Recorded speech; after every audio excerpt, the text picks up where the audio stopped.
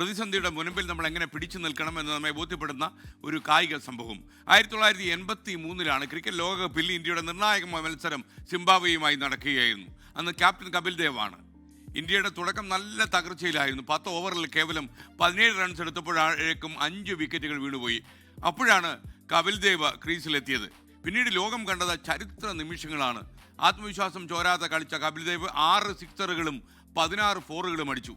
138 ബോളിൽ നിന്ന് 175 റൺസ് എന്ന അത്ഭുതത്തിന് അന്ന് ലോകം സാക്ഷ്യം വഹിച്ചു. 266 റൺസ് നേടി ഇന്ത്യ അന്ന് സിംബാബ്വേക്കെതിരെ വിജയം നേടി. ടീം തകർച്ചയിലേക്ക് നീങ്ങുമ്പോഴും തൻ്റെ ആത്മവിശ്വാസം കൈവിടാതെ പൊരുതാൻ അന്ന് കപിൽ ദേവിന് കഴിഞ്ഞു. അതുകൊണ്ട് തന്നെ അദ്ദേഹം അക്ഷരാർത്ഥ ക്യാപ്റ്റനായി. യഥാർത്ഥ നേതാക്കൾ പ്രതിസന്ധിയിൽ പരിഭ്രാന്തരാകില്ല. സമചിത്തതയോടെ അവർ പ്രതിസന്ധിയെ നേരിടും. അന്ന് കപിൽ ദേവ് ജയിച്ചത് ഒരു കളി മാത്രമായിരുന്നില്ല. ഇന്ത്യയുടെ ആത്മവിശ്വാസമാണ് കപിൽ ദേവിലൂടെ വളർന്നത്. അതാണ് 1983 ആദ്യ ലോകകപ്പ് വിജയത്തിലേക്ക് ഇന്ത്യയെ എത്തിച്ചതും. അപ്പോൾ നമുക്കറിയേണ്ട കാര്യം, നമ്മൾ പതറുന്നു, പരാജയപ്പെടുന്നു എന്ന് തോന്നുന്ന നിമിഷങ്ങളിൽ പോലും ആത്മവിശ്വാസം ചോരാതെ, കൈമോശം വരാതെ നമ്മൾ സൂക്ഷിക്കണം. ചിലപ്പോൾ വിജയം തൊട്ടടുത്ത പടിയിൽ ഉണ്ടാകും.